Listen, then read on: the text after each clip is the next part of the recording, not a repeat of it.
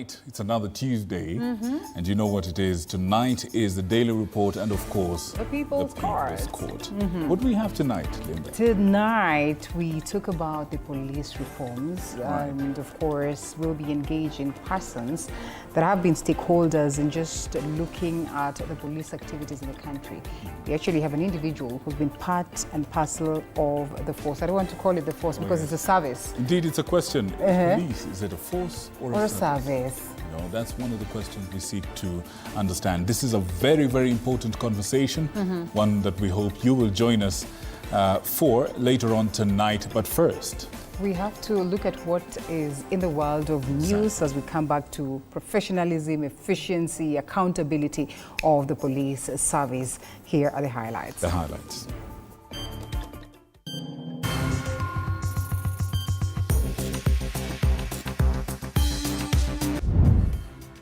ICT Cabinet Secretary William Kabogo says that while the government is committed to safeguarding freedom of speech, there are certain exceptions to that. The Kenyan government has condemned the attack on its embassy in Kinshasa in the Democratic Republic of Congo, calling it a serious violation of international law. Protesters in the city targeted multiple embassies, including Kenya's. And former DP Rigathi Gachagua has stirred controversy within President Ruto's administration after emerging as one of the key opponents to President Ruto. But just what lies ahead as political realignments unfold in the country?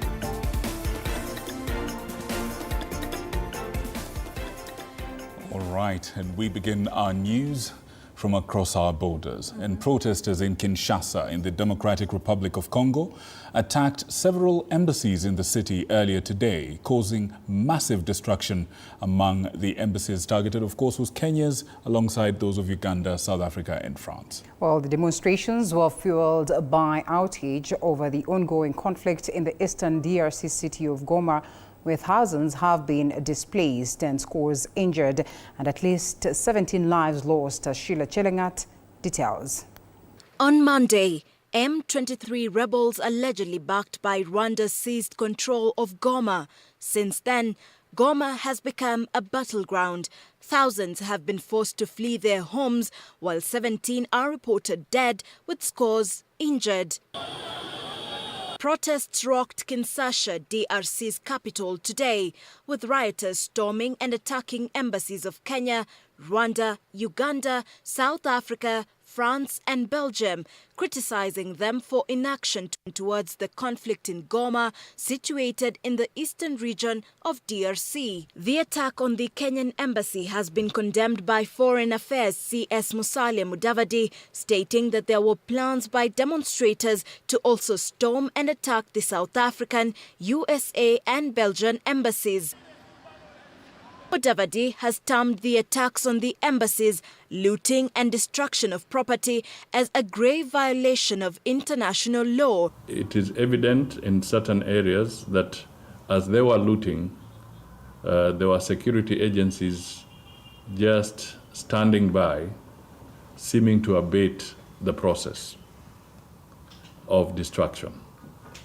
Tomorrow, a high-level emergency meeting will be held by member states drawn from the East African community, chaired by President William Ruto, in their attempt to address this conflict. Rwanda President Paul Kagame and his DRC counterpart Felix Tshisekedi are expected to participate in the summit. My sister. My president. Meanwhile, in Tanzania today, President William Ruto held talks with UN Deputy Secretary General Amina Mohamed, where she expressed the UN support for the meeting scheduled for Wednesday, as well as the regional efforts by the East African Community heads of state to end the hostilities in eastern DRC.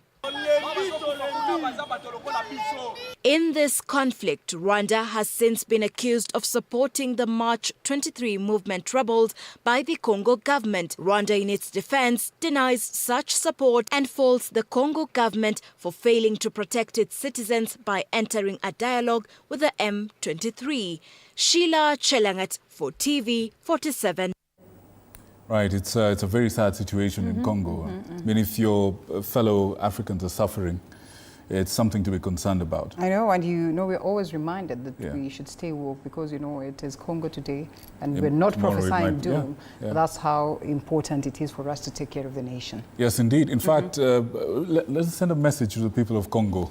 Bande Konanga, Bana Kini, Bana Goma, Bas frère na baser ba Congolais. You don't want to lose Maloi because now mawa mingi. What does mawa mean? Bona situation na bino ya mawa. What does that mean? Zambe azala na bino. Basically, we're saying, my brothers and sisters, our brothers and sisters in Congo, in Kinshasa, in Goma, we sympathize with you for the situation, the terrible, sad situation that you have in your country.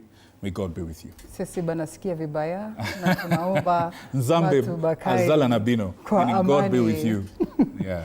All right, and of course we come back to the country where the Cabinet Secretary for ICT, William Kafogo, has explained the circumstances under which the government could consider shutting down the internet if it poses a critical threat to national security, using the case of the role of media during Rwanda's genocide. Kafogo emphasized the potential dangers of uncontrolled online platforms. He was speaking during the launch of the Data Protection Commissioner's Office in Eldoret, where he was joined by Uasin Gishu Governor Jonathan B. and other leaders. Paul Kirubi with that. Absolutely. Right. Thank you so much. 3, 2, 1. The debate on social media censorship, which has been gaining momentum in recent weeks, has taken a new turn.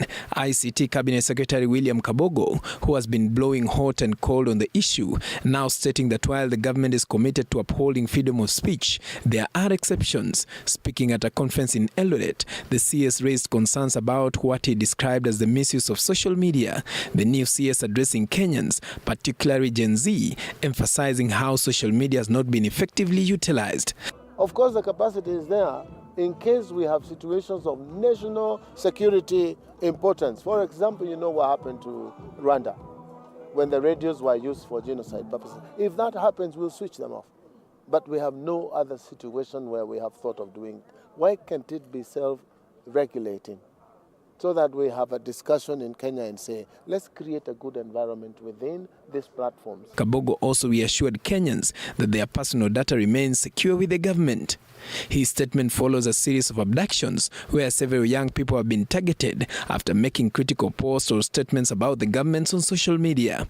The comments also come at a time when social media has been heavily utilized to mobilize youth against President William Ruto's administration, sparking protests. The CS was accompanied by Uasin Gishu County Governor Jonathan B., Deputy Ambassador of the Germany Embassy Alexander Fiery, Data Commissioner Immaculate Kasait, senior government officials and other partners. Because media is supposed to work with us, supposed also to help us, and also supposed to brand us. And I want to say, as we move forward, we want to work with the fourth estate. They are very good, but sometimes when we see some screaming titles or topics of the day, and somehow you are part of the story, then you don't know how to defend yourself. Kabogo was launching the Eldoret Regional Office of the Data Protection Commissioner. Paul Kirubi, TV47.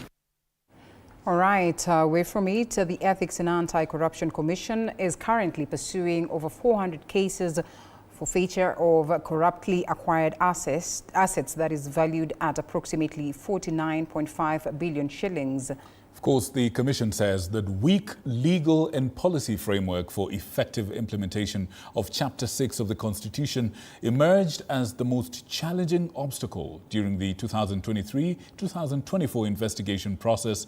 And as Mike Kagwongo reports, the EACC has launched its annual report for the financial year 2023-2024, calling on Parliament to support the Anti-Corruption Amendment Bill 2025. Well, this is aimed at addressing gaps in existing laws and strengthening anti-corruption frameworks. The launch of EACC's annual report for the financial year of 2023-2024 established that over 400 cases for forfeiture of corruptly acquired assets valued at about 49.5 billion shillings were in EACC's radar as of January 2025.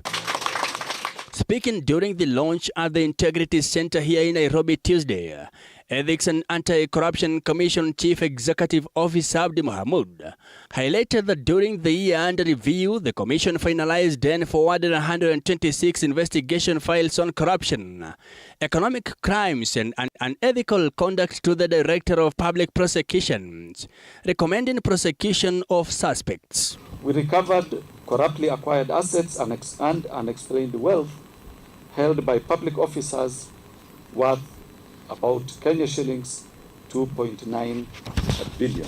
EACC says more than 145 government entities are on their radar, including KRA, JKIA, National Police Service, Ministry of Lands Registries, Kericho Referral Hospital, NTSA, Kenya Weybridges, and Nairobi City County Government, among others.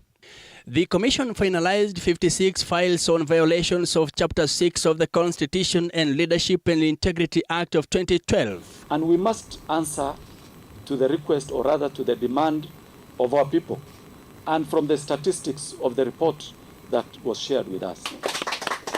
According to the Commission, the most difficult challenge throughout its 2023-2024 inquiry process was lack of a strong legal and policy framework for the successful execution of Chapter 6 of the Constitution and inadequate commitment to accountability by ministries. So we want to call upon our members of parliament, both in the National Assembly and in the Senate, to give their support so that we can strengthen these laws that will enable us to do a better job. The Commission, however, assured the country of its commitment to discharging its mandate in accordance with the law, calling upon all stakeholders to play their respective roles in promotion of good governance and accountability. Mike Kagwongo, TV47, Nairobi. Now, the government has disbursed 19 billion shillings out of the 48 billion shillings earmarked for public schools' first-term funding. Now, speaking during the launch of grade 9 classrooms in Kabete, Kiambu County, Education Cabinet Secretary Julius Ogamba assured that an additional 14 billion will be released next week. However, as Andreen Kilemi now reports, school heads continue to express frustration over delays in funding, which are disrupting operations in many schools. Days after school heads sounded an alarm over delayed capitation, the Ministry of Education has moved swiftly to disburse 19 billion shillings out of the 48 billion shillings earmarked for the first term. This week we are disbursing a further 14 billion. And we are hoping that by next week we would have completed that exercise. Despite reassurances from the Ministry of Education, school heads are increasingly growing frustrated, citing the dire financial strain in schools, and especially in day schools that heavily depend on capitation funds for operational costs. Now schools are grounded, pending bills have not been paid, salaries for workers have not been paid. Other bills, including electricity for schools, have not been paid. The delays are not only affecting school heads, contractors and suppliers who provide essential goods and services to schools are also feeling the strain. Suppliers wenye nauza chakula wameathirika sana, lakini wanaendelea tu kupeana kwa sababu tunapata promises tu kwamba pesa inaingia anytime. Napenda kushukuru kwa government kwa sababu inapeanaga project. But tungeiomba ikuwe inapeana project yenye iko na pesa ndio iwache kufinya contractor na villagers, because ikifinya contractor hata anajerewesha pesa villagers. Meanwhile, the Ministry of Education is pushing to ensure the completion of grade 9 classrooms across the country. Earlier today, the Education CS launched 10 classrooms in 4 different schools in Kabete, Kiambu County. The plan is to ensure that by mid next month, we've completed all the 16,000 classrooms, and we are moving into the next phase of doing the 1,600 laboratories and the other extra classes that we'll be doing, totaling another 7,800, just to ensure that all our schools have sufficient infrastructure for our learners to study. Additionally, the ministry has printed and distributed a total of 9.9 million textbooks to various schools nationwide. Distribution is still ongoing in regions that are yet to receive their textbooks due to logistical challenges. Andrin Kilemi, TV47. All right, Andrin. These are interesting times for our schools. But now let's shift gears to politics. Indeed. And tonight, the rise of Deputy President Rigathi Gachagua as a formidable opposition leader has rattled President William Ruto and his allies, contrary to expectations that his impeachment was the end of his political career. Now, political analysts say that the former DP is resonating with Kenyans for speaking out against the ills of the Ruto regime, which has fallen out of favor with the majority of Kenyans. But as Apollo Kamau now reports, Gachagua critics see him as a rabble rouser whose shining star will soon fizzle out. In the wake of the bravado and chest thumping that followed his impeachment by President William Ruto's allies, it was clear that his political career was over. However, former Deputy President Rigathi Gachagua has turned the tables on his former boss, President William Ruto, and his rivals to emerge as a formidable opposition leader and a nightmare to President Ruto's re-election campaign ahead of the 2027 polls. Kuna watu matapeli ambao walikuwa na kazi kubwa kubwa wakashindwa because of incompetence, kwa sababu ya ukabila, kwa sababu ya ufisadi, kwa sababu ya chuki, kwa sababu ya kukosa mwelekeo.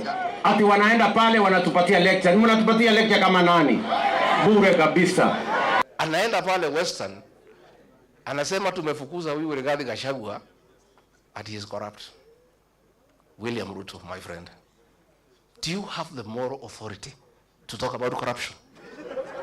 Since his impeachment, Gachagua has boldly called out the president over his failings, among them unkept promises, over their hustler bottom-up economic promises, corruption and poor performance, while alleging the president is a conman who should not be trusted, a statement that has not sat well with the president and his allies. Gachagua and the mountain have one purpose, to make Ruto a one-term president. Then they will be looking for that candidate who will seal it. And that person can be better than Raila Odinga. So that's the danger in Raila losing. So if I were Ruto, I will pull all the stuff. I will make sure Raila wins this thing. In the populous Mount Kenya region, Gachagua has seemingly managed to overturn Ruto's support. To an extent, the president is yet to set foot in the region after his impeachment, with the ground hostile to the president's allies. Hata umeanza kutupanga nani atakuwa mjumbe, nani atakuwa MCA, nani atakuwa governor, umeanza kutupanga na yeye mwenyewe hujajipanga. Gachagua has also managed to reach out to opposition leaders Kalonzo Musyoka, Martha Karua, Eugene Wamalwa and Dr. Fred Matiang'i's camp, with eyes fixed on denying Ruto support in Western, Lower Eastern, Kisii and the Mount Kenya region. Once a new government is sworn in, that housing levy will have to be abolished so that we restore the dignity of the payslip. Ruto is in danger. He said the moment we take over, we shall end this housing thing. Look, that's dangerous. So that's where we are. We are at a point when the issues are so clear, the problems are so clear, and the touching the people, exciting them is also very easy. Apol Kamau, TV47. Thanks, Apollo, for that. Now, the 42-member task force appointed by President William Ruto to address the alarming surge of femicide and gender-based violence cases in the country was Tuesday morning sworn in at the Kenyatta International Convention Center. This story worked on by Samira Mohammed. The 42-member task force on gender-based violence and femicide was officially sworn in today. Without fear. Without fear. With a team mandated to assess, review and recommend measures to strengthen the institutional, legal and policy response to gender-based violence and femicide. In the recent couple of months, we have experienced very horrendous events whereby our women have been targeted, our girls have been targeted, and they have been killed. The 42 members vowed to carry out their duties accordingly to find a suitable solution to the disaster that has hit the country hard. The job in front of us is a big job. It's a daunting task that has been bestowed on us. But looking around at all of you, I know that we are equal to the task.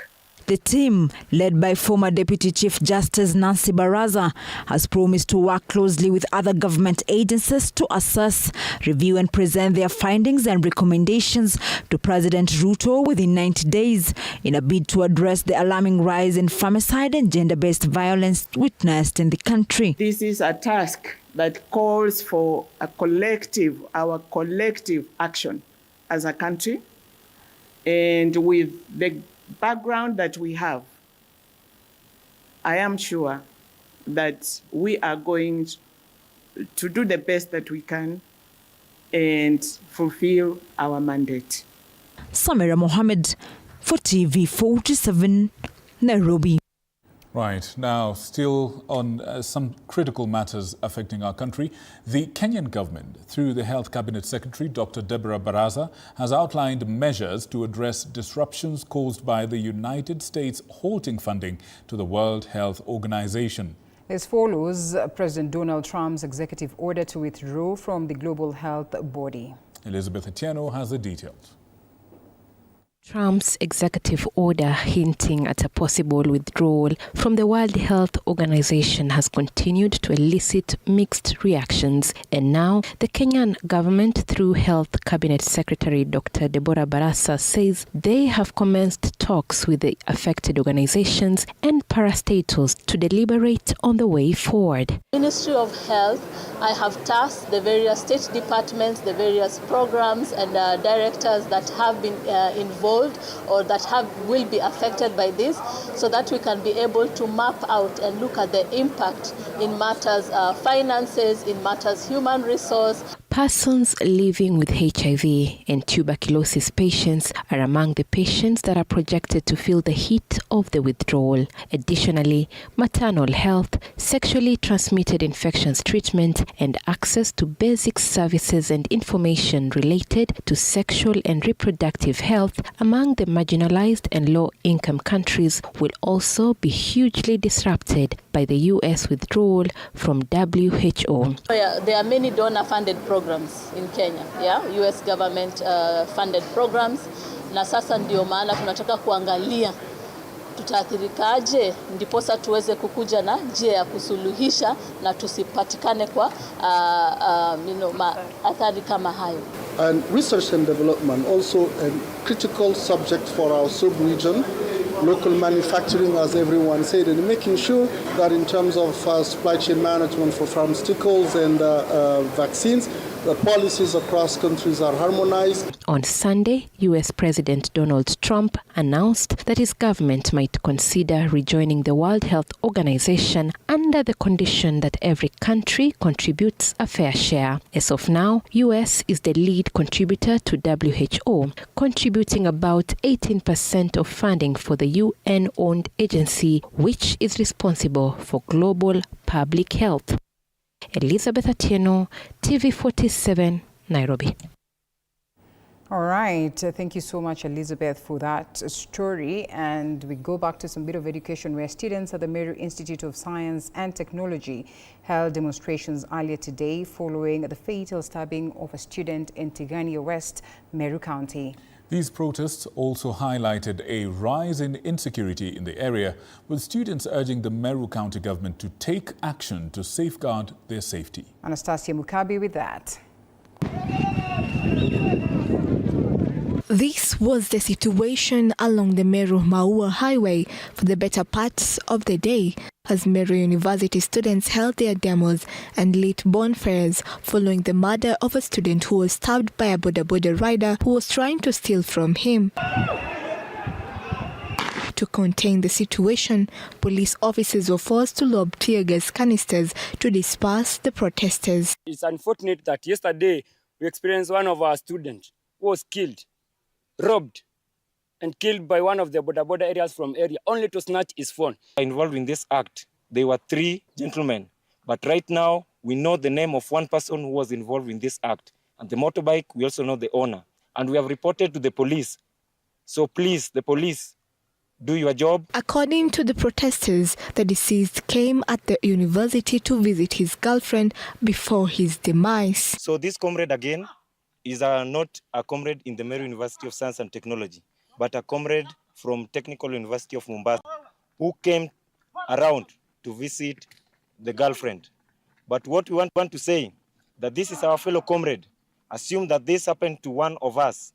What could we have done? In agony, the students confirmed that cases of insecurity are on a rise, calling on the county government of Meru to intervene and curb the situation. Comrades are being killed, comrades are being robbed, and nobody is coming for our rescue. We are sending an information and giving the governor of Meru County an ultimatum of 48 hours to put lights along Meru, Maskan, and Kianjai Road.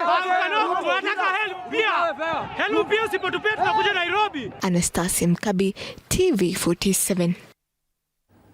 All right. Now, the Mount Kenya University has been awarded the prestigious position of SDG 9 NUB Chair on the matters of industry, innovation, and infrastructure. This is, of course, by the United Nations Academic Impact for the 2025-2027 term. Well, in a letter signed by Mr. Maher Nasser, Director of the UN Department of Global Communications Outreach Division, MKU was lauded for its initiatives that foster innovation and substantial infrastructure development.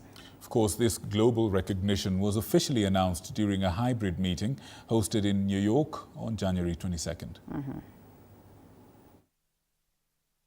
Mr. Mount Kenya. Congratulations, MKU. Time now for some sports. Indeed. Let's have a look at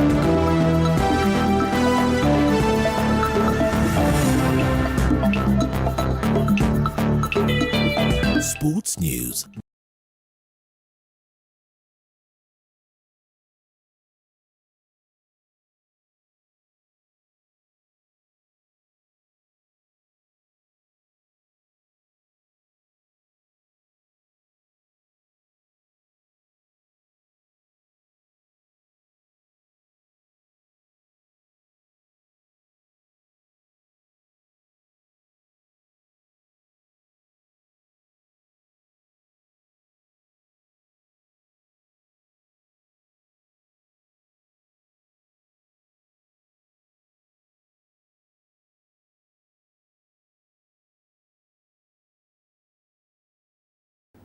All right, and the draw for the 2025 Africa Cup of Nations was held Monday night in Rabat, Morocco, the host nation for this year's tournament. Of course, this with defending champions Ivory Coast placed in Group F and host Morocco in Group A alongside Zambia, Mali and Comoros. Anticipation for the one-month football extravaganza is at an all-time high. Zuki Elan with the details of that. East African representatives in the 2025 Africa Cup of Nations have been drawn in tricky groups during the ceremony held in Morocco on Monday night. Taifa Stars of Tanzania and Uganda Cranes have their work cut out in Group C, where they will clash with giants Nigeria and Tunisia. Africa, you have to fight. You don't have to play football. You know, I've been a player. I know what I'm talking about. So football here in Africa, it doesn't exist. You have to fight. 90 minutes. Hosts Morocco are in Group A alongside Zambia, Mali and Comoros. The Egyptians will lock horns with South Africa, Angola and Zimbabwe in Group B. Giant Senegal take on Democratic Republic of Congo in Group D, while Algeria, Burkina Faso and Sudan battle it out in Group A. Defending champions Ivory Coast will have a date with Cameroon, Gabon and Mozambique. Morocco will be using this tournament as a dress rehearsal for the 2030 World Cup, while Uganda, Tanzania and Kenya will pick lessons from the North African heavyweight ahead of the 2027 African Cup of Nations. Nzuki Allen for TV47 Sports. All right, and preparations are in high gear for the 2025 WRC Safari Rally, set to take place from Thursday, March 20th to Sunday, March 23rd in Nakuru County. This year, 2 stages, Zabibu and Camp Moran, have been introduced, promising thrilling action for rally enthusiasts with just 51 days to go. The event is poised to attract 50 crews and serve as both the Africa Rally Championship Kenyan League and the opening round of the Kenya National Rally Championship.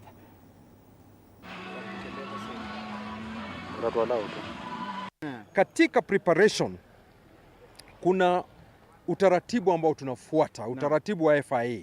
Wanatupatia deadline kadhaa. Deadlines zote tumetimiza. Tushapatiana supplementary regulations, tushafanya maps, na hizo maps zinafanywa na jamaa anaitwa akina Anwar CD hapa, George Mwangi wa Clerk of Course. Hizo maps, they are very very detailed. Tunafanya mpaka dashcams. Hizi magari ambao unaona hapa ambao akina Anwar wanapeleka kwa stage ziko na dashcams. We take the dashcams, we mark the boxes, we do the safety plan so that the drivers, as they're preparing now, they've left Monte Carlo, they're going to Sweden, as they're coming here they can start watching the dashcams wakiangalia barabara. And here in Naivasha is going to be a very key area for the rally because of the safety. You know, this rally requires a lot of safety, and therefore we have again chosen Naivasha to host the rally championship this year. All right, and the National Olympic Committee of Kenya has launched the East African Gender Conference 2025 in Nairobi, aiming to tackle critical gender issues in sports. Well, the 2-day event brings together industry leaders, athletes and legends, including Tekla Lorupe and Catherine Ndereba, to discuss and develop an inclusive solution that is for the future of sports. That we have a government that have actually pushed to see to that we have equal pay to each in terms of allowances and all that, even the participating allowances, they are the same. It is not a question of because you are a lady, you don't deserve this. We have actually also from our end in terms of leadership and all that. Hii gender conference itanisaidia sana motivate na kuinspire wanawake wengine kuchukua leadership roles. Kwa vile mimi ni wa kwanza katika boxing kuwa kapteni wa national team wa kike, na hiyo ni jambo kubwa sana. So wakiniona hapo mimi kama captain, najua itaolea na watasema nataka pia mimi kuwa hapo. All right, that's a good initiative. As always, we say we are happy when we see different sectors focusing on ensuring that we have the most when it comes to addressing gender concerns. And so that very important story now allow us to pay some bills, and then we come back with the People's Court. And tonight we're talking about something very, very important to our lives as Kenyans. We're talking about the police, service or force. That's a playful question we're asking, but a very, very serious one indeed. We're going to speak about a whole range of issues that relate to the police, including taking you back to a bit of history on the changes that have happened over the last few years. Please keep it right here. We'll be right back after these messages. I don't know whether it's at this point that we release our sign language interpreter, Catherine Simaloi, as we appreciate her as well. Absolutely. Job well done. Thank you, Catherine Simaloi, for your service.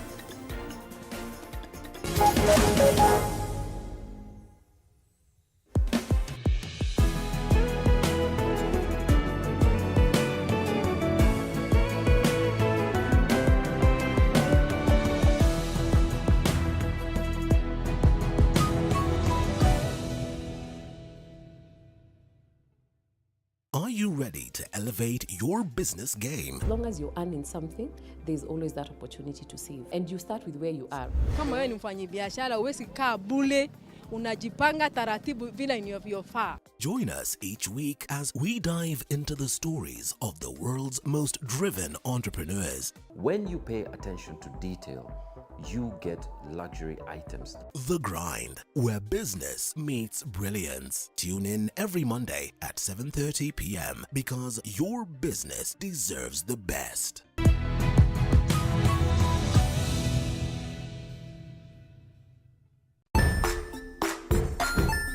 Hey there, friends. Welcome to Kids on the Block, where fun and imagination come alive. We dive into magical world filled with exciting adventures and awesome friends. What position were you in? I was number 2. What position were you? Number 1. He decided to cross the bridge by his house and look for food on the other side. We're going to do half cup of chocolate chips, and the other one, we're going to do half cup of the blueberries. So, grab your imagination hats and get ready to explore with us. Join us every Saturday at 9 a.m. for new friends, amazing stories, and tons of laughter. Join us as we explore the journeys of those who defy the odds and break barriers. We dive deep into the stories of triumph. Sometimes when parenting a child with a special need or whatever disability, family life becomes a bit complicated and you may end up raising the child on your own.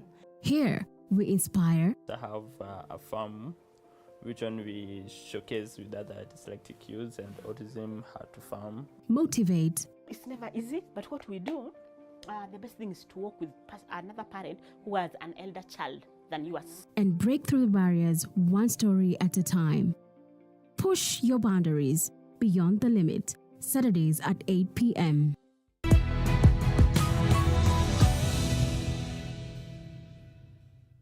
Jiunge nasi tunapoangazia safari za viongozi bora.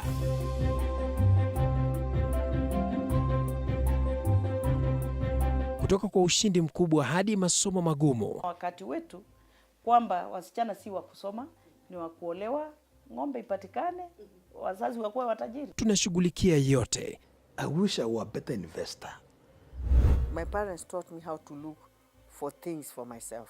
Tazama Mfahamu Kiongozi, ambapo kila kipindi kimejaa maarifa, mikakati na hadithi za kukuza azma yako. For me to succeed, I have to fight. Kila Alhamisi saa 1:30.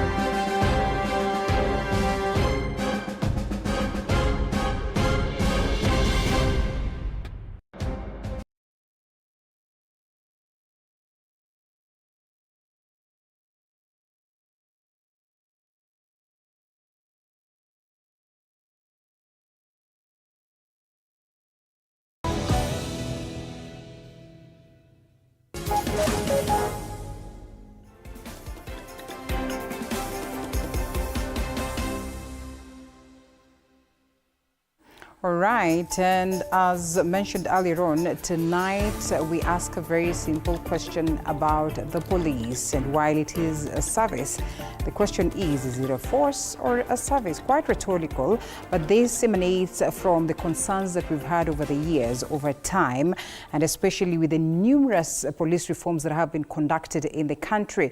I mean, with the hope that this then will change the service, or the police service, or the National Police Service, as well as, you know, just bring in some confidence from the people. And of course, we'll be getting to that conversation alongside George Musamali, who's a security expert. We also have Tatiana Njenga, who's a program assistant and legal affairs and access at the Justice at KHRC.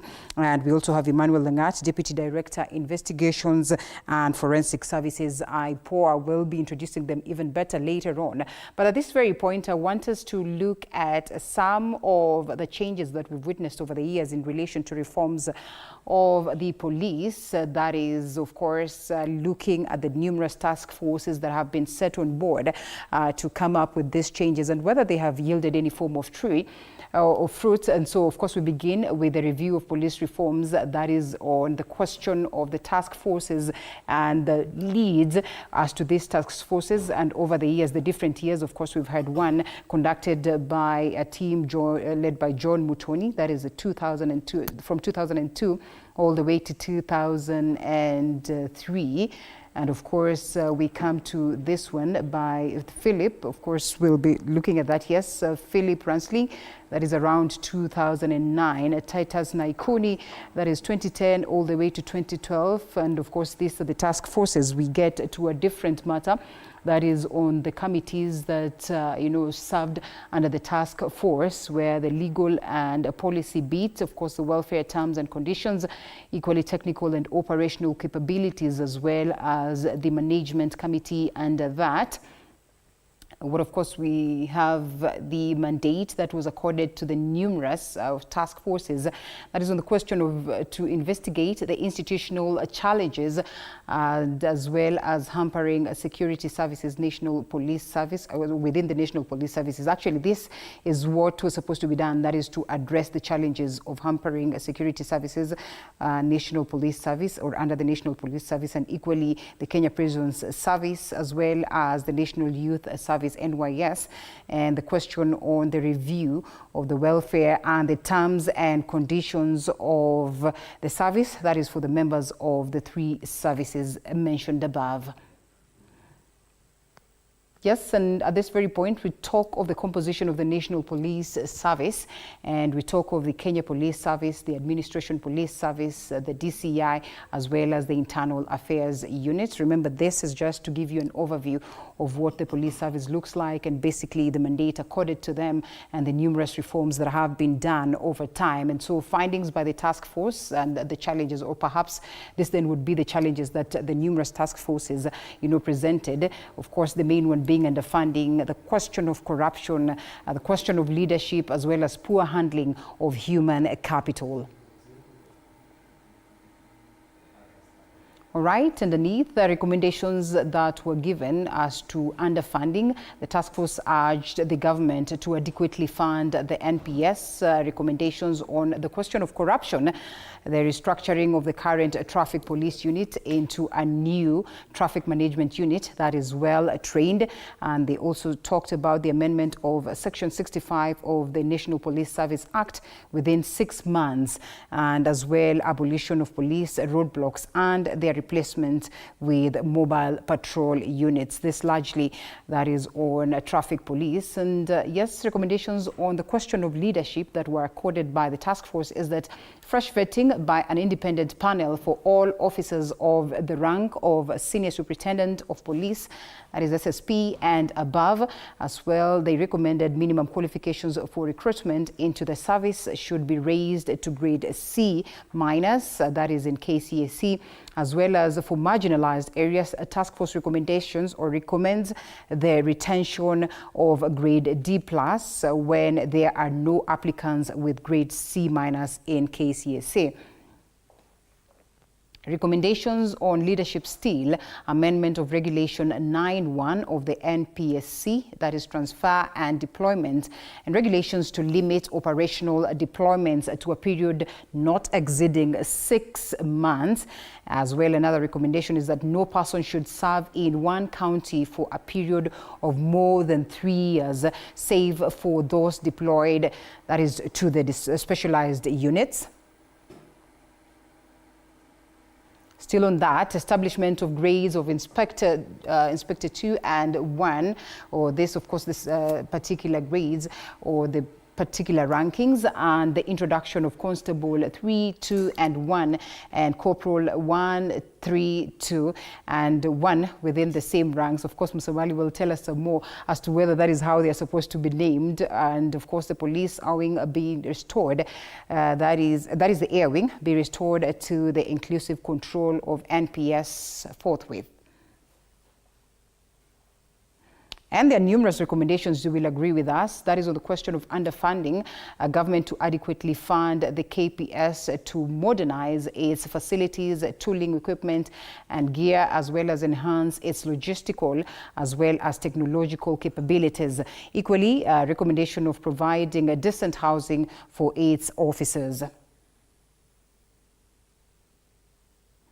And when it comes to the Kenya Prison Service, there are a couple of recommendations as to the leadership, where fresh vetting by an independent panel for all officers of the rank of Senior Superintendent of Prisons, SSP, and above was recommended, as well, save for the current CGP, within 6 months of publication of this very report, and as well restructuring of the Prisons Council.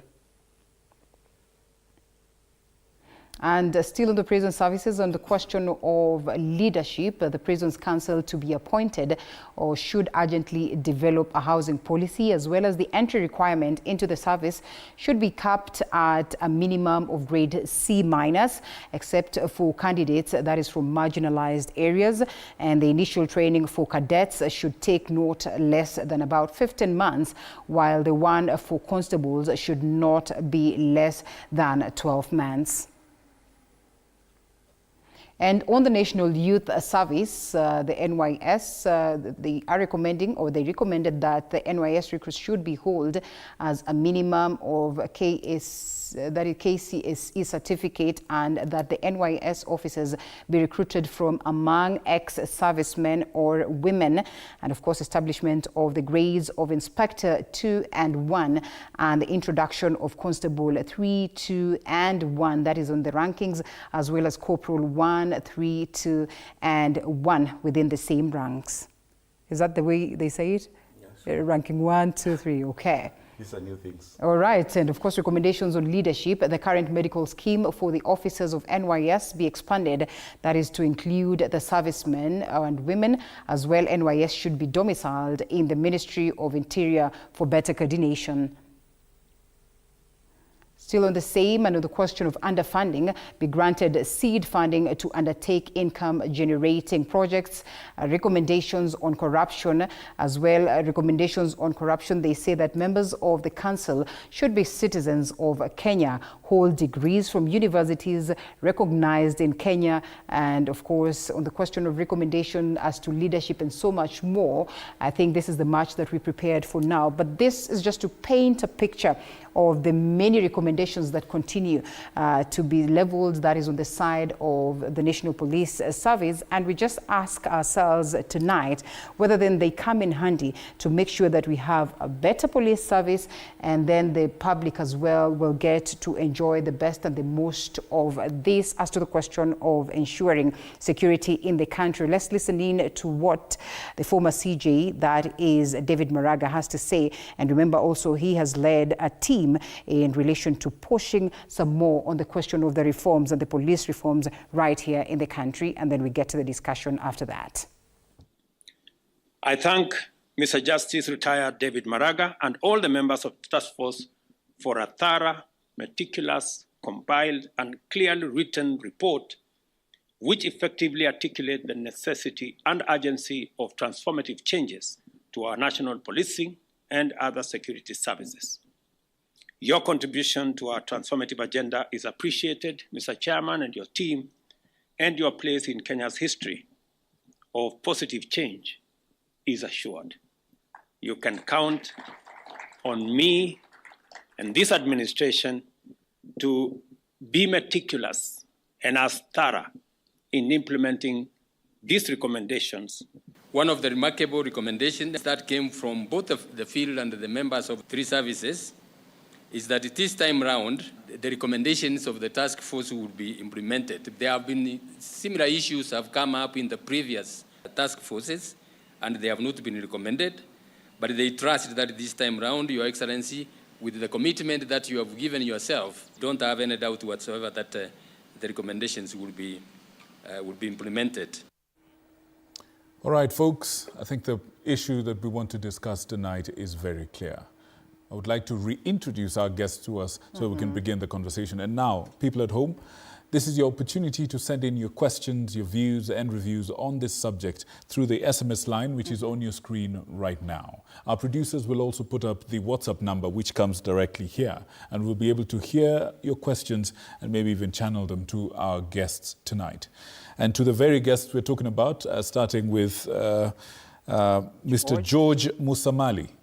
You wear many hats. I think the simplest of those hats is security expert. Sure. Thank you very much for coming. Next, we have Madam Tatiana Njenga, who's a program assistant and legal affairs and access regarding legal affairs and access to justice at the Kenya Human Rights Commission. Karibu sana. Awesome. And last but not least is Mr. Emmanuel Lagat, who's the Deputy Director for Investigations and Forensic Services at IPOA. Karibu sana. Thank you. Good evening. Thank you very much. Gentlemen and lady, the issue of police reform in Kenya, clearly from the history we've just seen, is one that has had a lot of different approaches. I want to just ask a simple question. What is fundamentally wrong with how we're doing policing in Kenya? Let's start with you, George. Victor, here we are talking about a very old patient. In fact, the three are very old patients. If you look at the police service, it's more than 120 years old. We established the police in 1906. And that time it was under what we called the East African British Company. So we had not yet moved into a protectorate. The Imperial East African Yes, that is British Company, 1906. If you look at the prison services, equally, it's as old as the police service. And then the youngest of the three siblings is the NOIS that was established in 1963 after independence. And now that we are talking about the problems bedeviling the three, it clearly tells us that, yes, we know there has been a problem. We have a problem. We have sick patients and we need to look for a way of treating their illness. And we've tried several interventions. We've talked about the Mtonyi task force. We've talked about the Naikuni task force. We are forgetting that even before these task forces, we had commissions. So a task force is like you're going to see a clinical officer. And then we say, this is serious. We need a doctor. Who was the doctor? Ramsley Commission. We had the Waki Commission.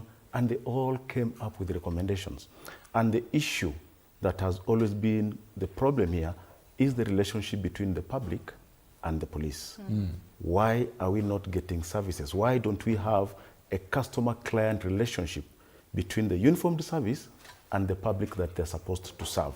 And I think this is why that brings out the reason we've had all these interventions, trying to bridge this gap so that at the end of the day, the public will feel that the police, the prison services, and the NYS are here for the good of the nation, not as it is right now, where every other time you hear we have mandamano, people talk about excessive force. Somebody goes to prison for correction, he comes out worse than he went in because of the way he's treated there. We have an NYS that had its mandate when it was established by General China. He was the first Director General. And then along the way, we lost track. And then we started using the NYS in other things that are not supposed to be done by them. And I think this is why now we are coming up with all these recommendations, these interventions, to see if we can correct what has been bedeviling us for quite some time. I'm curious. I'm curious. Do you suppose that with all these reforms that are introduced, then the most pressing concerns are addressed? And what would they be currently, such that we now still talk about, the police service to be a patient, for lack of a better word, a patient that has been here for the longest of time without getting any form of medication? Yeah, you see, the question was a force or a service. So why was it a force? And when did it change into a service? And is there anything that changed? And is there anything that changed? I think that is the cardinal question that we need to answer here. Okay. And remember, this came about after the Kriegler Commission, after the 2008 tribal clashes, and then we realized post-election violence, we realized there must be something the police did that was wrong. Okay. And we said, now we need the Kriegler Commission sat down and say, we have Agenda 4. Agenda 4 was to reform the police. And I think they contributed a lot to what was happening politically then. And then to correct this is when we came up with Agenda 4, and we said we need reforms in the police service so that this force, because it was a Kenya police force, and then we changed the name into a service. And we did not only change the police, because initially we used to have the Kenya Army. And we said, no, the Kenya Army Force is not for the people. Let's make it the KDF, Kenya Defense Forces, to serve the people. So I think the most pressing issue that needs to be worked on, and several interventions have been put in place. One is the relationship between the public and the police. That is number one. For me, number two is the human capital within the police services, the utilization of the police officers when it comes to performing their duties, the prison services officers, and the NYS officers. Number three, the welfare of these officers. I think those are crucial. I want us to actually, we'll come back and go deeper into these issues. Let's hear from you, Tatiana. Where do you stand on this? What's the fundamental challenge or problem with the police, as it were, right now? I'd say that as we look at things from an outside perspective, things are viewed from systemic issues. It's stemming from systemic issues in the sense that you can say that the theory is there, the legal provisions are there. Yes, we have the NPS Act 2011, we have the Constitution, we have the relevant laws that have been brought up, that the recommendations from various reports, Maraga, Kriegler, Waki Commission, amongst others, have been put in place. They've been raised, but they've not been put in place. So the issue would be implementation, in my view. So why do we have all these issues coming up, being brought up by public, being brought up by systemic issues, challenges, and they're not being addressed? It's because of the issue of implementation. If we have the things written down, fine. Where is the translation getting lost? Because we've moved from, in theory, we've moved from a force to a service. But if you look at the action, we've not actually translated it. Qua ground, exactly. We're not seeing it being implemented by the actual service, the National Police Service.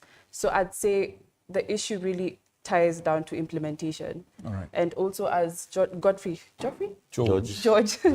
as George has shared as well, I think we have a misunderstanding or lack of awareness when it comes to the public aspect. Yeah, they don't know what they can stand for. They don't understand where their rights come in. So by the time they're being mistreated by these agents from the National Police Service, they don't know when to speak up. So the translation or lack of awareness also comes in to play a big role in the issues that are coming up. All right, right. Mr. Lagat, what are your views on this? Yeah, thank you. I must say that the reform agenda, as said earlier, has been long. You realize that the 2010 Constitution actually converted the Kenya Police Force into the National Police Service. So that is the legal aspect which created the National Police Service under Article 239 and 243 of the Constitution. Now, is it then a service or a force? As Samali had put it, that this is an old institution, over 120 years. Now, it has developed culture over that period, and any institution that has a culture will not be easy to change that culture. And that is why the reform process is given a time frame so that several things are being adjusted 1 day, 2 days, 3 days, the following day, as you monitor the progress of that change of culture. Unfortunately, some members of the National Police Service still live in the past. And they do offer resistance to these reforms. They would easily say, I think previously that in that manner it was okay, but it is not okay. Now, what is it that is not adding up until we find that it would appear that the reform agenda to the National Police Service is not working? It is working, but there are just a few things that needs to be panel beat. If we can change the attitude and the manner in which members of the National Police Service respond to issues, then it will become so easy. For example, in a case where a demonstration is happening, ordinarily you expect a police officer to go and then look at the ground, learn, and in the best interest of justice say, this is how I'm going to deal with the case. Sometimes it's just because of bad decision making that we see. And then I find that a lot of force is used, and then it beats logic where people are saying, are we really reformed? Okay. Thank you. All right. We'll come back to delve into some of the issues that all of you have raised now in a little bit more detail. But first, let's get these messages. And folks at home, please send in your questions. Please send in your experiences and your suggestions on what we can do about this subject matter. Once again, the SMS line is on your screen, and the WhatsApp number will be on your screen for the entirety of this conversation. We'll be right back.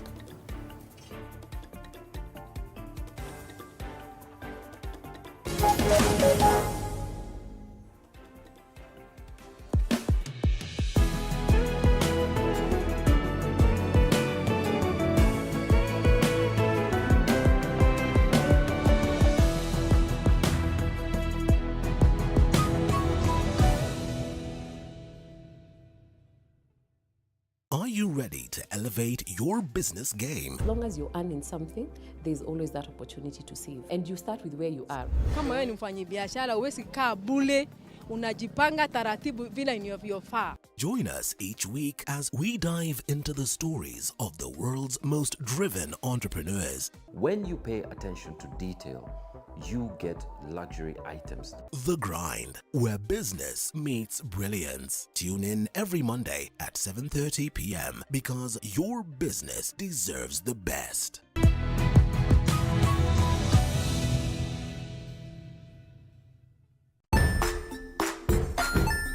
Hey there, friends. Welcome to Kids on the Block, where fun and imagination come alive.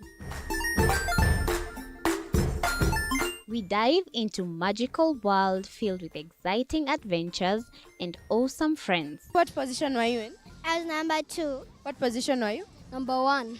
He decided to cross the bridge by his house and look for food on the other side.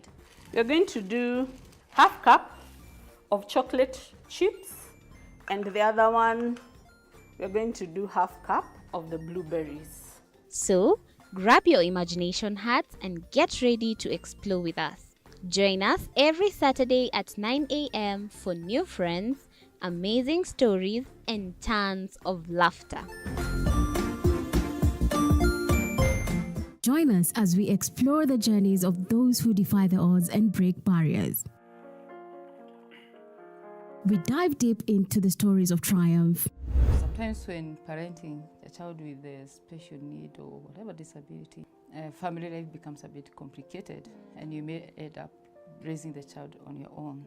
Here, we inspire. I have a farm which one we showcase with other dyslexic youths and autism how to farm. Motivate. It's never easy, but what we do, the best thing is to work with another parent who has an elder child than yours. And break through the barriers one story at a time.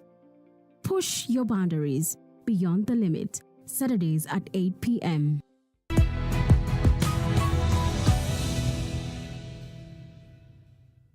Jiunge nasi tunapoangazia safari za viongozi bora.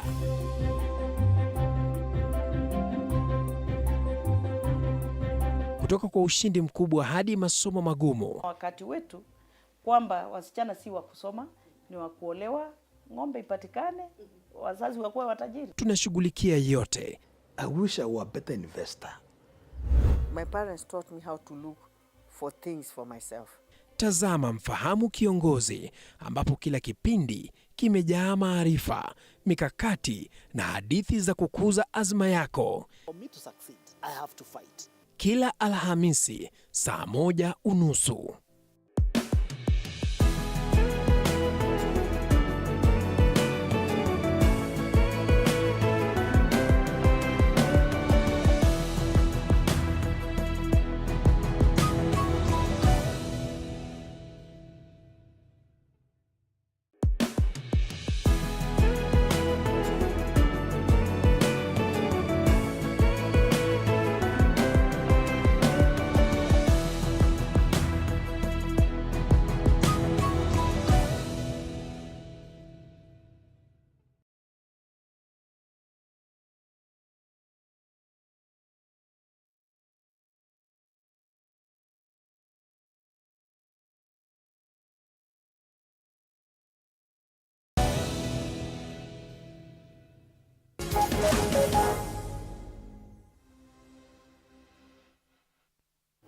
All right. Folks, welcome back.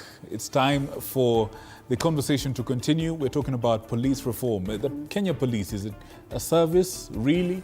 Or is it still a police force? And before we went on break, we have just heard from our three guests here. And some of what they're saying is quite interesting. Now, we're lucky that one of them is actually a former police officer himself, coming from a line of police officers in the family. Okay. Perhaps let's get a little bit of your experience, George. Just help us understand. Talk to us through what you found when you came in as a new recruit. First of all, what was your impression of the service or the force? And what did you find when you got there? And what happened when you left and when you returned again? Please. I'm a third generation cop in my family. There was my grandfather, who was a colonial police officer. My father later joined the service, and then I joined the service. And when I joined the service, was out of passion. Yeah, I looked at myself as a career policeman. I felt like because grandfather was here, father was here, I can also be a policeman. And the face I had of the police before joining, because I used to live in the police lines, I used to interact with policemen then. The way they used to carry out themselves, the uniforms, the kitting, the welfare was quite different from what I experienced when I joined the service. At least those years, when my father was in the service, they were trying to improve the career of these policemen. They were trying to improve the welfare. But the first picture I got when I first reported at GSU training school is a story for another day. Okay. Oh, because that's the Muktasari. Because when you get there, you are being escorted by probably your sister, your brother. She or she is told, yako imeishi hapa. This is now our man. You have ile sanduku ya mabati, unaambiwa weka kwa kichwa. You run like 500 meters carrying your luggage. You fail, you come back, start again until they're impressed with you. And the kind of mistreatment during reception now tells you now you're in a different world. And then the next step is shaving your hair completely. Napigwa ile shave kabisa, you're told now, if you defeated the chief in the village, ulishinda ulimwengu, sisi ndio ulimwengu sasa. So you see, that kind of training instills some form of attitude and some traits in you that were not with you before. And during the course of the training, because we trained for 9 months, these instructors always harassing the recruits. I mean, it's like you've gone there for punishment. And if you ask them, they'll tell you, we are hardening you for the service. Because out there, when you're going to meet members of the public, raia ni mnyama. They will not treat you the way your mother treated you. So that kind of mindset, and remember, I talked about a colonial service, force, I mean. So we've carried that because when the police was established, it was there to protect the British colonialists that were here. It was there for their interests, not the interests of the Kenyans. And that is why at some point we had the chiefs saying like, we also need protection. Because when you're dealing with these members of the public, that is when resistance has started coming in. People started talking about Mau Mau. People started talking about independence. So in 1929, we came up with what we called the tribal police. Later, we named this the AP. So you see that kind of training that was coming from those days, because you're not coming out here you're coming to deal with hardcore criminals that were considered the Mau Mau. As opposed to now, you are being trained to come back and deal with Kenyans, peace-loving Kenyans, people who are going, doing their day-to-day duties without getting involved into crime. So I believe if we continue that trend, the recruitment process and the training process, then automatically the disconnect between the public and the police officers will continue to be there. And that is the wound that needs to be treated. George, I recognize that, first of all, most of the changes that we get to witness, are triggered by concerns. You will talk about the 2000 post-election violence, and then there's a recommendation and a reform and a task force that is set to address these concerns. Of course, we talk about the Gen Z one that will automatically, again, trigger, some reform processes ongoing. We've talked about the 2010 Constitution, and listening to what George says, does it not worry us that, there's a lot of stakeholder engagement, and this then would mean ask the police, what would you want different? Ask those ones that are former policemen, what would we do different so that we make, the service better? Yet, up until now, we do not speak of tangible progress in terms of making the situation better. What does it speak? If we're going to look at the Constitution, the 2010 Constitution, then talk about reforms that apparently seem not to yield any form of fruit. Because if you're looking at the different recommendations by the different task forces, you realize that there's a recurrence of the concerns. Talk about underfunding, talk about leadership concerns, talk about welfare of the police. What are we doing? Yeah, thank you, Lillian. What I can say is that all is not lost. First thing, when the reform process actually began in 2010, let me just delve into what Musamali just spoke about with regard to the training. Currently, the NPS has incorporated a lot of human rights trainings in its curriculum so that it is human rights centered. If you go to every training, there is that aspect. They invite resource persons to come and speak on the reforms, on what is expected of the service. So not that it is not happening, a lot is happening on the ground. Perhaps what is missing is that it's not being felt out here, that do we have now a reformed and a transformed officer? And as I said earlier, there are many things. Sometimes people say you cannot teach an old dog new tricks, but it will take time. But as human beings, every human being has the ability to learn. However, accepting that I need to change, that is what is the most difficult thing in a human being. Now, when it comes to other things affecting the service, of course, underfunding, it has its own systemic issues. And here we have the Independent Policing Oversight Authority, where I come from. It makes recommendations, and the study that was there just a few months ago indicated that among the recommendations that we've given to the service, they have been able to implement at least 53%, just slightly above average. That was good progress. However, as an authority, we would wish that they go a little bit higher to even 70%. What are some of the things you recommended, and what's the compliance rate on those things? A lot of things, especially, is on detention facilities, the condition. People currently are not being arrested and then kept more than 24 hours. They comply to that. Detention facilities are clean. On police welfare, you can see what is happening. Even the Maraga Task Force is still recommending something police welfare. So it is pro, both for the service and both for the citizens. I'm glad, just a second, I'm glad you say that, and I'm glad you can admit that the implementation, just like Tatiana said earlier, is not perfect. It's just slightly above average, as you say, and clearly there's a lot of room for growth. But let me bring you in. Tatiana, this issue of human rights, he says right now it's been inculcated into the curriculum that human rights is key, and we've got people coming to speak, to teach on the matter and speak on the matter to the trainees. But where are the gaps right now? Because the effectiveness of this training is in question.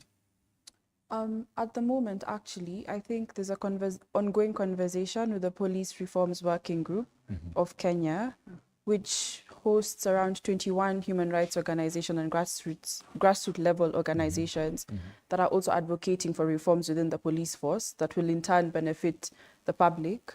One amongst the many things that they're advocating for are the 3 policies, which I think he's touched on, the community policing policy, the national policing policy, I seem to forget the third one, but the one for the community policing policy majorly touches on the aspects of human rights in regards to the training of how the police officers handle the public while they're on their day-to-day obligations. So I'd say the gap is actually, I keep emphasizing implementation of what we already have. Why? Why is that a problem? If the conversation is already ongoing, yes, and we have this ideology that we should have these policies already implemented, the suggestions have already been made, yeah? Now the back and forth comes in where the proposals are made, but they're returned. They're made again, amended, returned. So the back and forth really counters the work that the Police Reform Working Group is trying to do, as well as the other organizations that are working to benefit not only the police service, but in turn also benefit the public. So I'd say the gap comes in with the correlation between the National Police Service Act, the National Police Service, as well as now the public. All right. So that's where the gap comes in. There's also another question that came up around the Gen Z protests, and I think all of you on the panel have touched on it. And it's a subject on the response when it comes to when these officers are faced with crowds of protesters and everything. Someone said here about decision making and poor decision making on that. What would you say are the big lessons in this? Because this is the last, okay, let me put it this way. The Gen Z protests and the issue with the abductions are the last 2 major publicly discussed challenges between the public and the police. What would you say is the key lessons that you would extract from this season when it comes to the police? This mentality of do unto others as what has been done to you that's within the police force needs to be completely eradicated. Let's start from there. Being able to view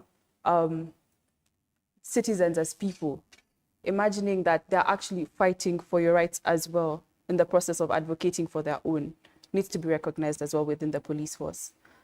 This issue of awareness when it comes to how do we vocalize the issues we are facing as also the public, and how the police in turn responds.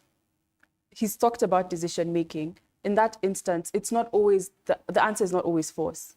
The answer can be some reasoning. Let's talk about this, or let's try and handle this in a different way.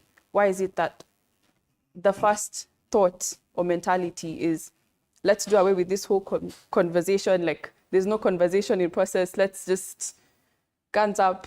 Physical dialogue. We go full in force, yeah? Why is that always the case?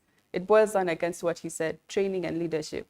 Yeah, so once we eradicate these issues pertaining to training, and then we tackle the issue on leadership, where this mentality and mindset completely shifts from doing unto others what has been done to you within the police force, we'll be able to solve other challenges. Tatiana, the human rights defenders are at the heart of any form of change that we should expect. There are instances where we felt like the police feel like, the human rights are literally inciting the public, you know, the defenders are inciting the public against the police. What do you suppose then is the role that the human rights defenders are playing in terms of making sure that, you know, they push for sustainable reforms? And these reforms then should better the situation for the police as well for the masses. I think what we tend to forget is that police officers are also humans. They also tend to forget that as well.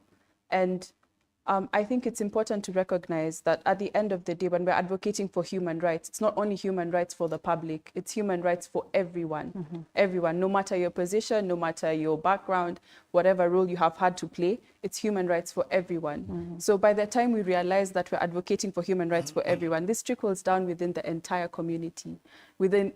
It comes from even a family aspect. If you look at in the family setup, what you learn from your parents is what you implement with your children. So if you come into the human rights aspect now in the police service, if you talk about leadership in the sense that what they're learning from the leaders, based on what our colleague has shared, they're being taught based on what they learned and what their predecessors learned.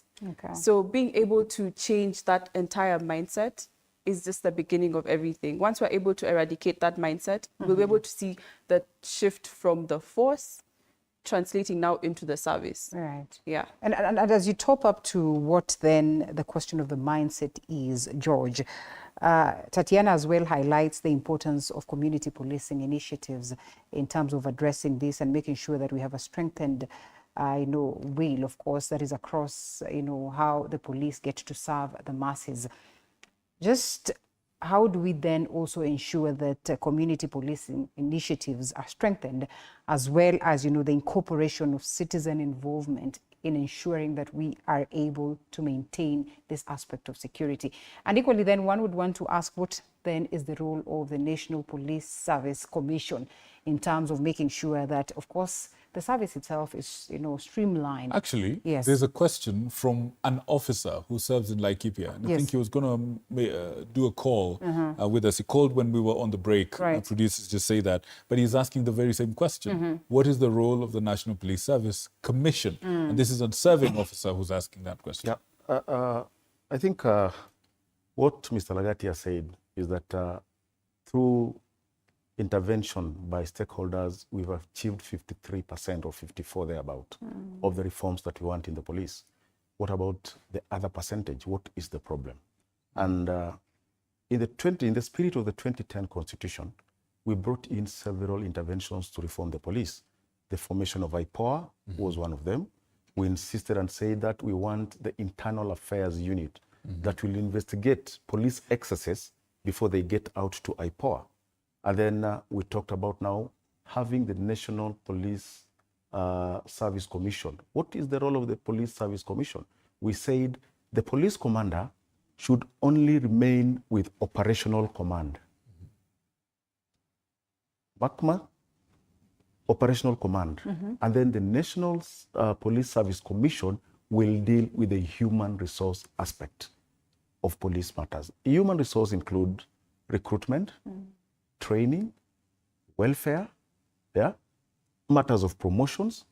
But when it came to implementation, we are still talking about implementation, there was resistance from the operational part of the police. They said, no, you cannot be promoting people for us. You cannot be transferring people for us. We have an issue that is supposed to be investigated by IPOA. They will resist because they are looking at self-preservation. Yeah, and that is where we are now having a problem. We have a complaint where right now, if you go to Vigilance House, we have more than 8 Inspector Generals of Police sharing a same office without mandate. You go to a place like Central Region, you find commissioners of police, 8 of them, not deployed. And then the person who is the regional commander right currently is also a commissioner of the same rank. These are issues that were supposed to be solved by the National Police Service Commission, where they look and then say we need to have 8 inspectors on merit promotion. Where are we deploying them? Now issues is that the police command is just promoting people without any structures. And this is why that officer is asking that question, because even issues of transfers, It will depend on who you know within the service. If you want to be deployed to the traffic department, you have to know somebody. If you want to go for a promotion, dig into your pocket. And these are the issues that actually bedeviling the police. And you see, when it happens to you, automatically you will transfer this frustration to somebody else. And who is that person? Members of the public. And from where I sit, the whole of this problem, the issues of implementation, the answer is one: lack of political goodwill to reform the police. What do you mean by that? We are talking about excessive use of force by the police during the GNZ demonstrations. Yes. How did it come about? We had from the politicians getting out and talking and say, try it and you will see. They were giving unlawful orders to the police. And how did we get there? 2010, we said we wanted an independent Inspector General of Police. We wanted an independent police service. The first Inspector General of Police was selected independently, and people applied. We had David Kimayo, who was appointed. We had Grace Kahindi as the DIG, and we had Mr. Arachi as the DIG APS. And all these people had security of tenure for their offices. You could not remove them. So at some point, this same political class went to parliament and said, we cannot be able to work without controlling the police. Because in other countries in the region, you will find that these presidents have the luxury of controlling the military. In Kenya, we have a very professional military that you cannot bring on the streets to do your jobs, dirty work for you. So who do we have at our disposal from those years? It's the police. And then 2010, we saw the mess in 2007, 2008, and we said, let us reform, remove politics from police service, let them be independent. And you saw immediately Kimayo started working, implementing these reforms that were recommended by the Krieglers and the Kinawakis. People felt uncomfortable. He was pushed out. He did not retire. He was told to resign. Equally, Grace Kahindi. And right now, everybody that is occupying that office is a political appointee. Wow. We don't have an independent police service. And that is why they don't make independent decisions, as Mr. Lagatia articulated, that I am the command on the ground, the commander on the ground. I look at this situation, I sweet talk the GNZ and tell them, look here, this is our country, what do people want?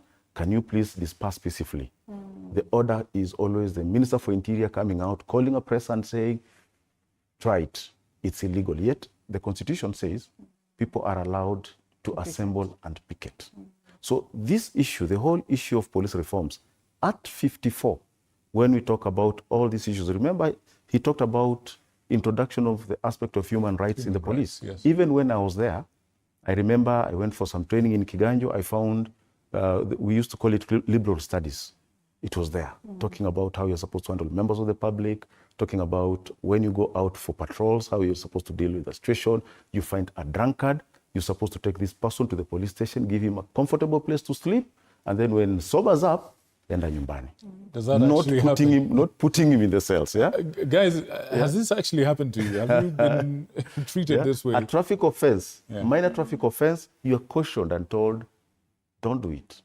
You get? So it was there. And then after we had these demonstrations articulating for the removal of Section 2A, you saw the way the GSU handled the public. Unfortunately, I was part of that team. Then I was still green. I didn't know. Okay. So after that, when I went to training school now as a trainer, somebody also said, no, these officers are sick people. We need to retrain them on aspects of human rights. I was the first instructor to be taken for training to come and train the liberal studies in the GSU. So we saw the problem and all interventions were being tried.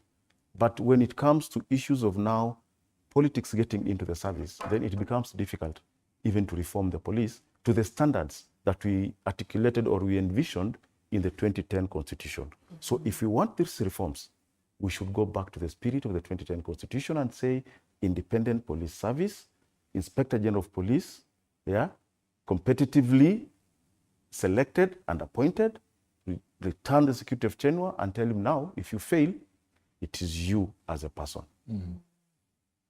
I have a follow-up question for a gentleman from IPOA. Yes. Just a quick one. From an oversight point of view, are you seeing a change in the kind of cases that come to your desk from when you started out and now? Are we seeing a change in attitude? Because you get to see the police in a way that the public are not able to see. Are you able to see a change? And perhaps to top it up, I mean, what do we need to ensure that we also strengthen IPOA, for better accountability? Yeah, thank you. The question is there a change? Has there been change in the National Police Service since, let's say, 2010? There has been.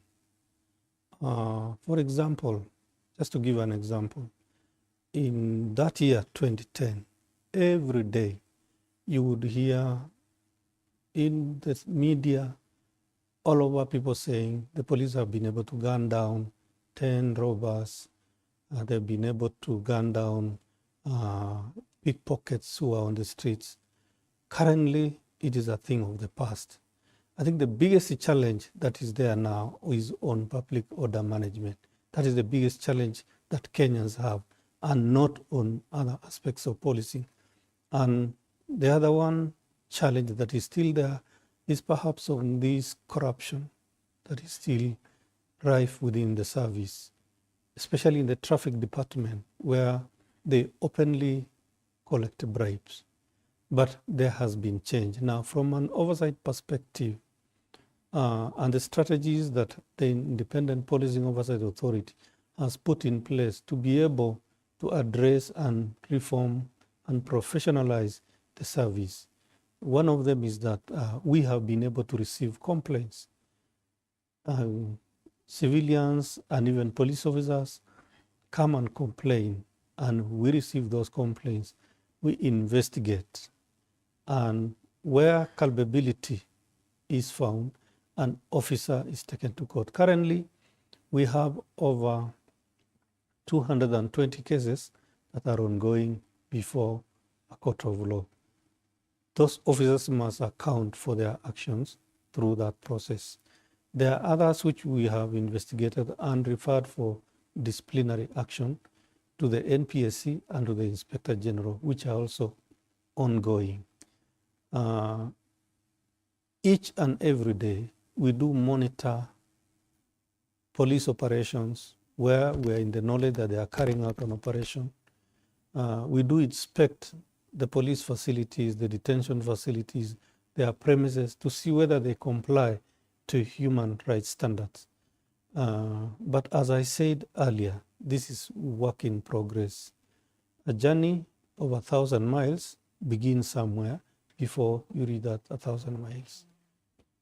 All right. All right, Satyana, from your very own experience, what do you suppose could be some of the challenges that police officers actually get to face that might largely contribute to human rights violation? I know Musabali has highlighted a couple of them, but what is this inhumane thing that they could be going through that then would get them actually equally, treating the public in a rather rough manner? Earlier, before we came on set here, we had a conversation and we were talking about how you can interact with a police officer and you can get away with it. You just talk to them in a humane version and you tell them, Askari, maybe it's a traffic offense, and you tell them it's the first time, genuinely, I didn't know where I went wrong. And you meet someone exceptional who will explain to you where you actually went wrong and how you go about it. If it's something that is a fine, if something that they can caution you and you get away with it and you won't repeat it again. Such circumstances, normally, at least you learn from your experience. Right. But you find other instances. Personally, I believe that my most recent negative experience with the police force was during the Gen Z demonstrations. Unfortunately, we had situations where we even have court orders where police officers are being ordered by the court to produce identification before arresting people. The police force, as is mentioned, by the way, has actually been weaponized by political figures to the extent that people are able to get away with the fact that one day someone is here, the next minute they're not here. and we're calling them disappearances, because, and we seem to forget that we are also governed by international laws. We are subject to international laws such as the ICCPR, the Roman Statute. There was a conversation the other day about the Kenya becoming a signatory to the human, I'm forgetting the name, unfortunately. But yeah, all these issues do tie up to the fact that human rights plays a central role. As a police officer, if you are a human, I believe you'll exercise your human rights. You would want your human rights to be exercised as well.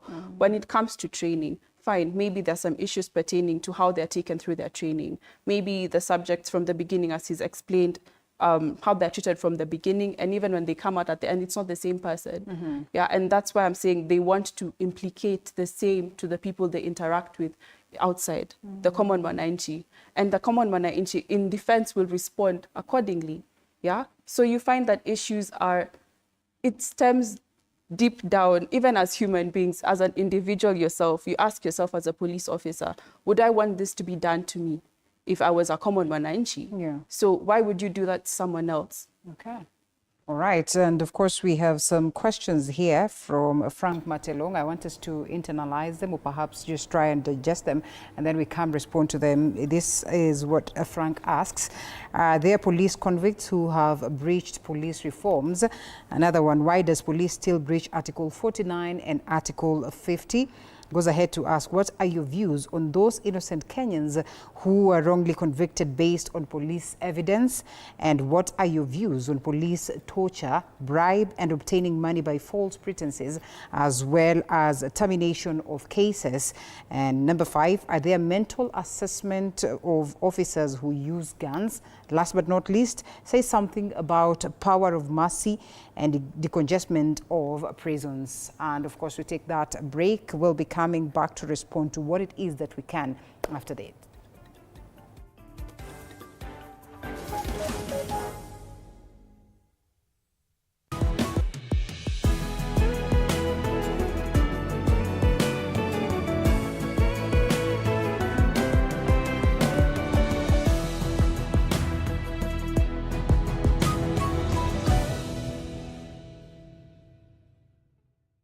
Are you ready to elevate your business game? As long as you're earning something, there's always that opportunity to save. And you start with where you are. Kama wewe ni mfanyabiashara, huwezi kaa bure, unajipanga taratibu vile inavyofaa. Join us each week as we dive into the stories of the world's most driven entrepreneurs. When you pay attention to detail, you get luxury items. The Grind, where business meets brilliance. Tune in every Monday at 7:30 p.m. because your business deserves the best.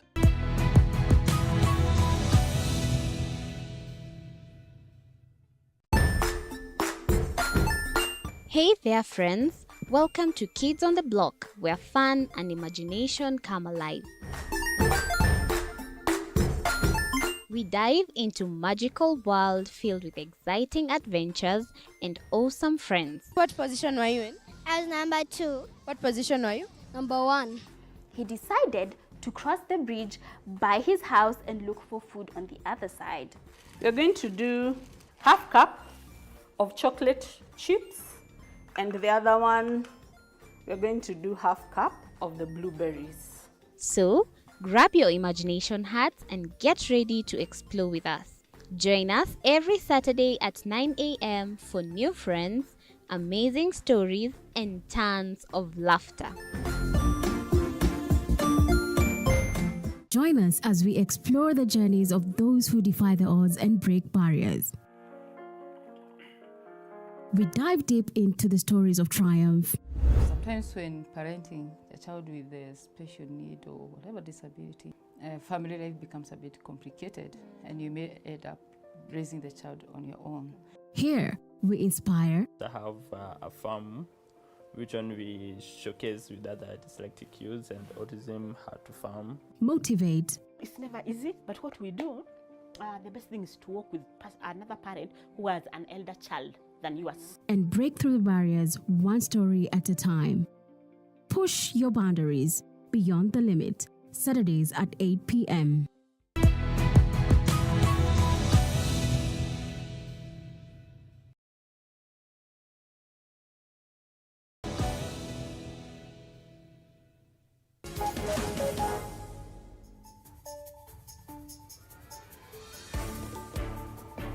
All right, welcome back. If you're joining us right now, this is part of the ongoing conversation on police reform.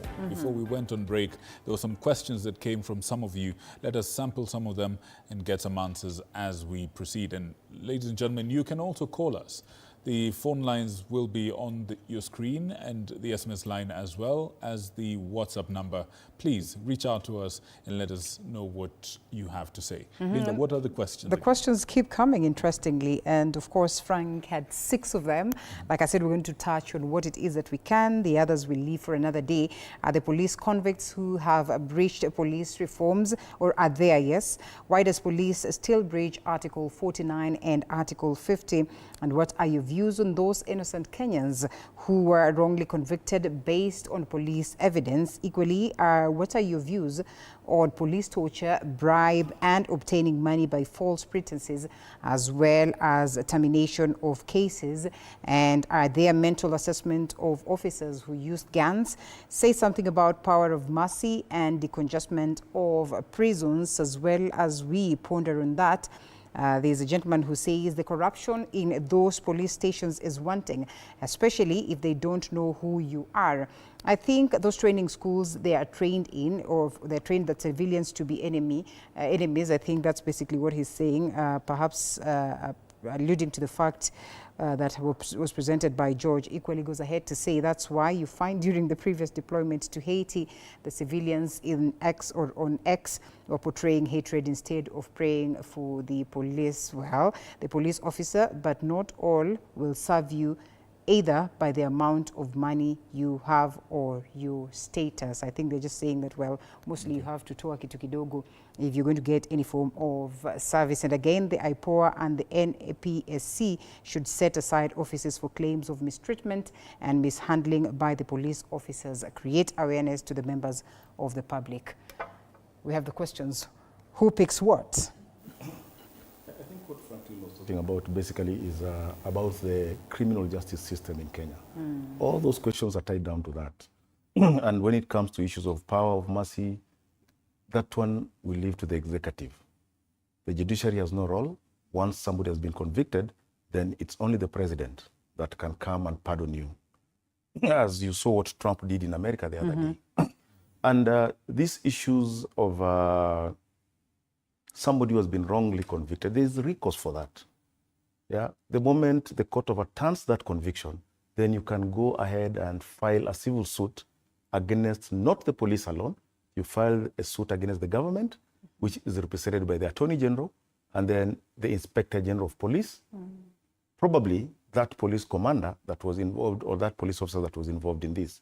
So all these are under the legal framework.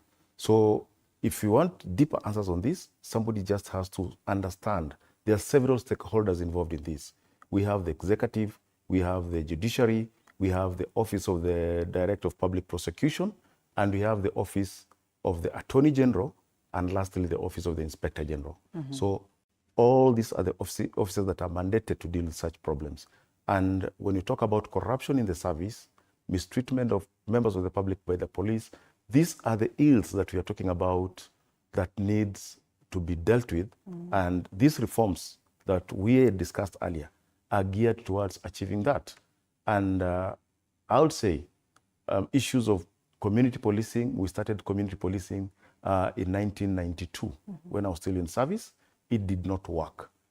We came up with Manyumba Kumi after the Westgate attack. Still, it did not work. So the big question here is, why is there a acrimony between members of the public and the police that it's becoming very difficult to breach that gap? And I believe you will look at a member of the public, you look at a policeman and say, this is not a person that is here to serve my interests. Equally, a police officer will look at you, instead of seeing Victor, that good civilian, he will try and see a criminal in you before now determining that you are innocent. You see? And this is why you will find that the public rarely wants to do anything we do with the police. Because one inch will tell you, if I go and report George today, because of corruption, George will be called and told, it is Victor who came and made a report against you. So you become a victim. Yes, we call this victimology. You become a victim of the criminal and equally a victim of the state. And so members of the public would not, if it's something I can deal with, watch a kai. You lose your phone, you go to the police station, a policeman will tell you, before you even book that OB, 50. It's an issue. Okay, once you've had the OB, it is pushed now to the investigating officer, and an investigating officer will tell you, I need such amount facilitation to track the phone. So members of the public will feel like this is not a service. These are people who are doing business with our problems. And this has been the problem why community policing failed. We have a directorate at Vigilance. Yeah, we have a director of community policing. But if you go to that office, nothing happens because the members of the public that you're supposed to engage are not interested in that. Yeah, we say we need manyumba kumi. It's not working. But you go to a country like Tanzania, Ethiopia, Uganda, we call it popular intelligence. Popular intelligence secures those countries. And that is what we lack in Kenya. And that is why we had Westgate, that is why we had Dusit too. That is why we had Garissa University attacks, because people don't share popular intelligence. And if we want to secure this country, there must be a good relation and working relation between members of the public and the police so that information can be shared. Without popular intelligence, we will not achieve much. So this issue, we have tried to treat it. But unfortunately, the Gen Z demonstrations took us 10 steps back. Because now, the relation between the police and the public is worse than it was before 25th of June, 2024. And politics into play. I mean, that is dangerous. We need to treat that. Interesting. And Tatiana, did you pick some questions and Mr. Lagat? Okay. In addition to what he has said, there's a question by Frank regarding whether police officers who use their firearms normally undergo mental assessment. Yeah. If they have killed and an investigation is carried out, it is proven that that officer actually committed killing. If before any action is taken in a court of law, it is required that such an officer should undergo mental assessment. So they do. What I need also to add is that police officers also get traumatized in one way or another. They have mental issues. And sometimes, even as we investigate cases, we find that the actions committed by this officer are actually because that officer was a mental case and would easily refer such an officer for mental assessment just to find out on his mental fitness. On the issue of, was it on traffic management, yes, the issue of receiving bribes? You realize that this is corruption, and the entity that is meant to deal with corruption is actually the Ethics and Anti-Corruption Commission. So we do partner as IPOA with EACC to see how best we can address that issue of corruption within the service. On the GNC demonstrations, and it was a public management order issue, I think immediately thereafter, Parliament actually summoned the Cabinet Secretary, and thereafter recommended to the Cabinet Secretary to develop a policy on public order management, just to come and address the manner in which police officers will be handling protests going forward. One, the objective is to avert any deaths and serious injury. So once that one is put in a place, that would be okay.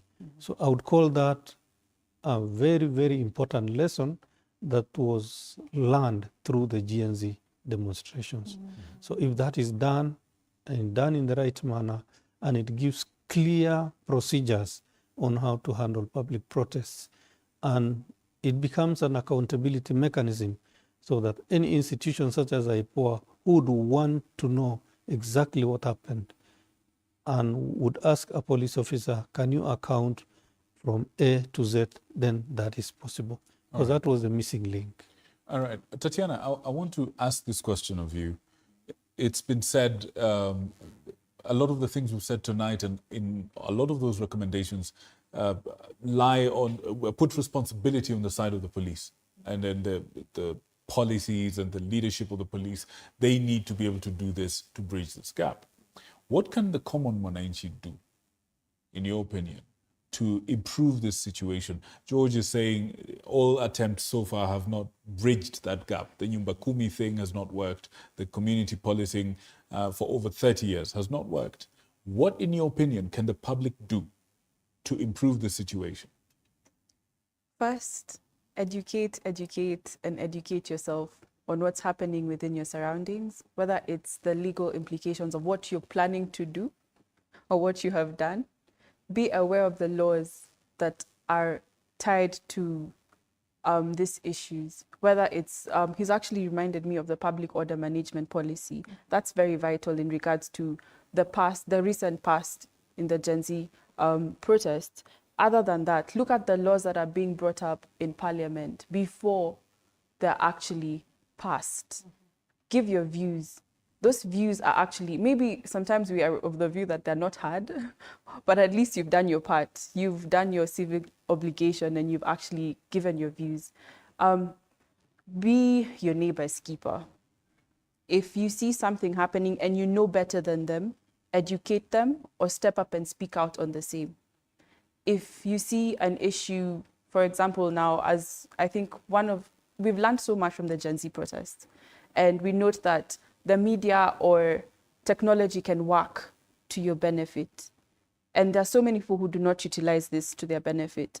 So I'd say legal awareness, raise awareness on the issues that are arising from within your space, and be able, maybe someone out there already has so much information pertaining to the same, and they can be able to educate you on the same.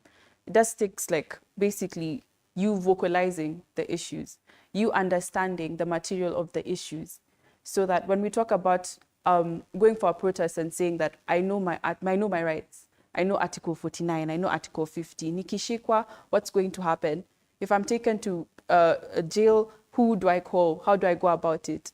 And this small changes and education, and it slowly builds up to now the mindset shift in regards to, okay, now that I know my part, I know what shouldn't be done to me, and I'm able to vocalize the same, not necessarily also use force on my part as a public citizen. But once I explain to you that I know what is going on here, even you come from a point of you need to understand as a police officer how I should be able to treat the situation. If I'm not well educated on the same, I need to go back, read, go through my training, evaluate where I went wrong so that I'm able to analyze and also address the situation appropriately. There's some questions here, and I don't know whether we treat this as an allegation or who is supposed to police the police. So this gentleman says, "Hi, I'm Joel from Gatundu South, Butomo village. Hapa, well, cannabis inauzwa sana. Mama Ngina University students na police wanna control the business." And then another gentleman goes ahead to say, what mechanisms exist for citizens to report police misconduct without fear of retaliation? Goes ahead to ask again, how does the police force engage? And you know, it looks like Kenyans are finding it difficult to say police service. So there's a problem there. How does the police, let me say service, engage with communities to rebuild trust? I want to pick that question, especially on the conduct of police officers. That group has said who are involved in bank activities and supporting that illegality, those are bad elements within the service and they ought to be removed. Then how do you then complain? The institutions that oversight the police is IPOA, and you can make a report to the Independent Policing Oversight Authority. We have the toll-free line, which is 1559. Just pick, call, and it will be received and make a complaint. We have other platforms. We have the email, we have the handles, we have the website. You can also call using the normal office lines, and your complaint will be recorded. Okay. Now, your complaint, depending on what you as a complainant want, can be treated as anonymous, or you can as well say, keep my records, and it will be addressed accordingly. The other question I didn't get, sorry. I think it was largely about that. What mechanisms exist for citizens to report on police, and how does the police force engage with communities to rebuild trust? That's very important. Actually, building trust is the key thing here. That there is low trust between members of the public and the police. First thing I would want to say is that not all police officers are bad. You go to a place and you find excellent officers who are performing their duty, even being praised by citizens. Previously, before we lacked funding, we had something called the Outstanding Police Service Award. Oh yes, the award scheme. If you can remember. It's not there anymore? It's not there because of lack of funding, but the authority is pursuing. How much do you need to do that? You ask us if you will give. We need to know. We need to know. It's important, yes. How much do we can lobby? Tatiana says, educate, educate, educate. We can use some of this information to lobby. How much do you need for that police award scheme to come back this year, 2025, to improve morale and to get people feeling proud of the crown? Yeah, thank you. I think by then the budget was going to around 50 million. 50 million? Yes. I'm sure the policy guys who are watching us, they watch this station. It's the home of untold stories. We are telling this now. Please, 50 million is not a lot of money. And then we're paying enough taxes. Please bring back that scheme. Please proceed. Yeah, actually it was an excellent thing that would reward the police officers who are performers. And it would be a motivating thing for all the other police officers. And the other thing also is the issue that affects the service is actually remuneration. I know the government is addressing that issue, but it needs to be made a little bit better. Another thing is on training, constant training, refresher, and reminding officers that they are serving a people. In every country where police services are, once the police officers do a perfect job, it has a ripple effect on the economy of the country. All right. Because once corruption is out, things will get better. All right. Now, we're heading into the home stretch of this conversation. There are some questions that have come here. I think I'll throw one at George and Tatiana, and then I'll ask one last question to all of you to answer in your own way. But there's a gentleman here called Nicholas Chobong. He's asking, and George, you can take this. If the protesters loot or destroy property, this is from YouTube. He's asking, if the protesters loot or destroy property, how should the police respond? He also further asks, if stoned or beaten, how should they respond? We have what we call the Riot Act, and it spells out all this. And when people are legally assembled, they are allowed to picket, they are allowed to demonstrate. But it reaches a point when a peaceful gathering turns into a riotous mob. A peaceful crowd turns into a riotous mob. Several interventions. They start destroying property, they start beating people, looting, etc., etc. Now they have become rioters. This is now a mob, not a peaceful crowd. And the law is clear. One, an inspector of police or a district officer or any person above the rank of an inspector should proclaim that gathering as illegal. If that proclamation is not there, any disbursement becomes also illegal. Okay. So once he has declared that illegal, you are hereby told to disperse peacefully. And how is it declared? Verbally, right there and then? A megaphone. Yeah. So these police should be carrying megaphones. They were provided for during our days. So you'll find an inspector with that thing here. So he wants to declare this mandamano illegal. There's a proclamation in the law, the judge's rules, that he's supposed to read, declaring that gathering illegal. And there are several interventions. Number one, you can just do what we call a charge. You have your officers, you tell them, okay, charge towards this crowd. That charging alone might disperse the crowd. Okay. If they don't, we have what we call the baton charge. Now you can use your batons. And when you're using these batons, you don't hit the head. We were trained to hit the elbow, okay, the stomach, and the knees, just to disable you, not to break your bones, etc., etc. People will see this and people will disperse. If that is not working, then tear gas. And this tear gas is controlled, not what I see in town, everybody coming with a tear gas canister. What's a can? Anyhow, because when you are having that riot party, all these members are numbered. Baton party, number 1, baton man, number 2, baton man, number 9. We have tear gas man, number 1, number 2, number 3. So that order should come from the person in charge of the party and saying, number 2 tear gas man, loop your tear gas. So that when IPOA comes to investigate, the order came from the commander. If that is not enough, we have gas guns. These ones should also be used on command by the platoon commander so that he can be held accountable. Okay. If now you feel this is too much heat, we need to use live rounds. We have 2 riflemen, rifleman number 1, rifleman number 2. Okay. And the commander knows that each of you has 20 rounds of live ammunition. And he will say, he will also give orders and say, rifleman number 1, and he'll give you direction at the knee. That person, mwenye nywele mrefu, glasses na mandevu, blue tie with stripes, Okay. he seems to be the ringleader of this group.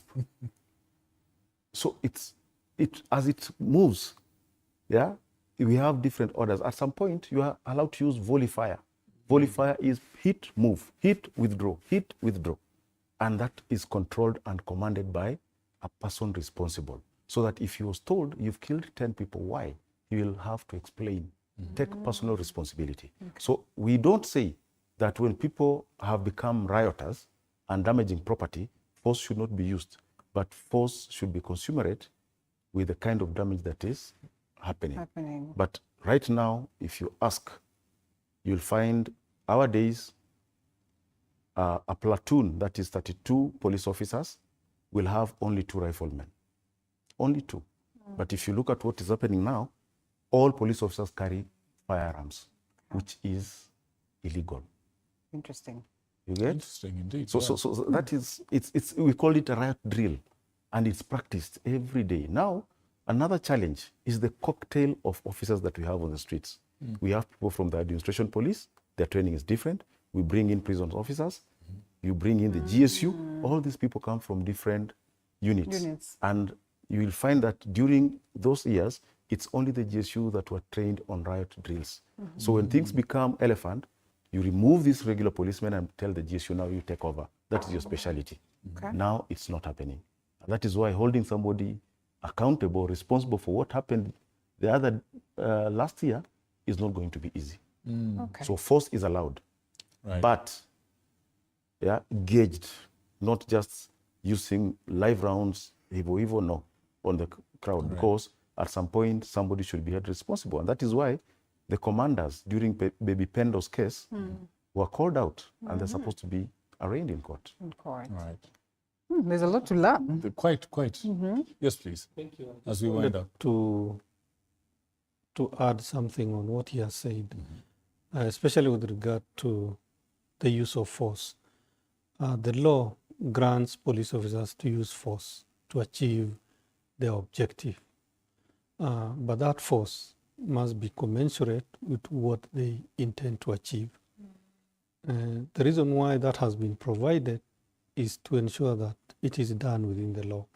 Somebody called Nicholas asked the question, that's Nicholas Chobong, with regard to that. If people are so armed, either they're throwing stones, then it calls for an officer at that time to consider using force. Now to think, do I use a firearm? Do I use a tear gas canister? Do I use a baton or any other equipment that is issued to him or her to use at that particular time? So if the objective to be achieved, if somebody is, let's say, armed with a firearm, then if that person is shot at that time, then it would be okay when you come and look at the proportionality and the necessity of use of force at that time. So even as we investigate as an authority, we normally look at how that force was used by an officer. Was it excessive or was it legal at that time, depending on the circumstances? So the use of force is very critical whenever you are trying to investigate a matter where force was used, resulting either in the death of a person or the injury of a person, or even common assault. And then another thing with regard to that is that probably those procedures is brought on management, the riot drill, the public order management, perhaps they have been forgotten. And that is where it becomes negligence on the part of the commander at that level, that you knew very well. It is provided even under the current serving standing orders, very clear on the procedure of managing riots. But if it is not followed, the whole thing ends up like it was mismanaged. So who bears the responsibility? It is that commander at that level. All right. Thank you for making that clear. Right, do you have anything else? My goodness, I don't even know whether I would be able to, but let's just read them out because it's important. Gentleman goes ahead to also ask about the clarity on this issue of masked police officers in demonstration, because I think there is no coming back from this. One day Kenya will become like, God forbid. Of course, we do not want to encourage that, but we're always reminded that we need to be on alert. Today we just read a story about DRC. Absolutely. So that's what he says. If we're not careful, then we find ourselves in that situation. And then there is Reverend Ken Daudi Kibe, who says, unfortunately, it is like the government is not ready to end corruption in the police service. I am worried he says, I'm worried it has almost become the order of the day, the traffic police to make money that is bribed from drivers. The last time I engaged one of them and asked why they do this, and this is what they said: Pastor, if I don't, as per the expectations of my boss, I will be shown the door. Which then means, in most cases, corruption starts with the senior officers, then down to the juniors. He goes ahead to say again, around where I stay, insecurity is on the rampant, with young men selling bangi and other hard drugs, while the police station is just a stone throw away. We also see officers roaming around those drug dens, meaning some of them actually collaborate with these vendors in their illegal businesses. Something has to be done in the police force service. I say force because then everybody else is writing force, so I don't know. All right. It's supposed to be a service. Are police supposed to act as debt collectors on behalf of citizens? Someone owes the other. When not able to pay back, the police picks them up, keeps them in a police station until money is solicited from friends and relatives and then released. My goodness, there's another long one, but asanteni sana for the immense feedback. This concerns are so valid and absolutely. I think this is a subject that clearly requires a little bit more time. We like to say this on this show, that sometimes the conversation we have is bigger than the time that we have. Right. But we're glad that the three of you made time to come and share your insights with us, and we appreciate you. I want to give them one opportunity. If you had to say one thing, just one thing to the public, let's start with you, Tatiana. Just one thing to the public. The camera is right behind me, over my shoulder. Speak directly to the people. One thing each, then to you, Mr. Lagat and Mr. Msamali. And likely on the vision of a police service that is reformed in the country. All right. I'd say that the issues concerning police brutality and forced disappearances, amongst other things, do contradict the credibility of the national police being a service. And that's why you're hearing people referring to it as a force, because they've not seen the implication of it being a service. So once we achieve that change, we will be able to do wonders. All right. Yeah. Thank you very much. Short and sweet. I like that. Mr. Lagat, your camera is right there. Yeah, thank you, Victor. What I will tell my Kenyan citizens, my good people, is that police reforms agenda is not for one particular person. It belongs to all of us. And once we have a reformed service, it means we have a better life. So let's protect together and ensure that our National Police Service is reformed. Thank you. Thank you, Mr. Lagat. And Mr. Musamali, camera right here, please. Yeah, to the members of the public, look at the police as your brothers, your sisters, and everybody. Let us have that customer-client relationship between the police and the members of the public. Remember, for us to be safe, there must be a very good working relationship between the police and the law enforcers and members of the public, because you members of the public hold crucial information that will assist the police in fighting crime within our country. So let us bridge this gap between members of the public and the police. Let the police look at the members of the public as their clients, and let members of the public look at the police as their customers. That will help us solve a lot of criminal problems within this country. It will help us solve a lot of crime in the country, and it will make us safer. All right. Thank you very much. Ladies and gentlemen, you have been listening to Mr. George Musamali, who's a security expert. Thank you so much for coming. You've also been listening to Madam Tatiana Njenga from the Kenya National Human Rights Commission. Karibu sana and thank you. And last but not least, you've also been listening to Mr. Lagat from IPOA, the Independent Policing and Oversight Authority. Thank you so much for coming. And of course, my name is Victor Muyakane. I wish you a good night full of God's blessings. Over to you, Linda. And of course, as they would always say, no retreat, no surrender. I know we continue to complain. I know we continue to say that perhaps the reforms are not doing much, but we do not relent. We must always continue until we get it right. Ladies and gentlemen, asanteni sana for the immense feedback as well. We look forward to see you again next Tuesday. Do have yourself a lovely night. My name is Linda Alela. Bye-bye. Good night. Good night.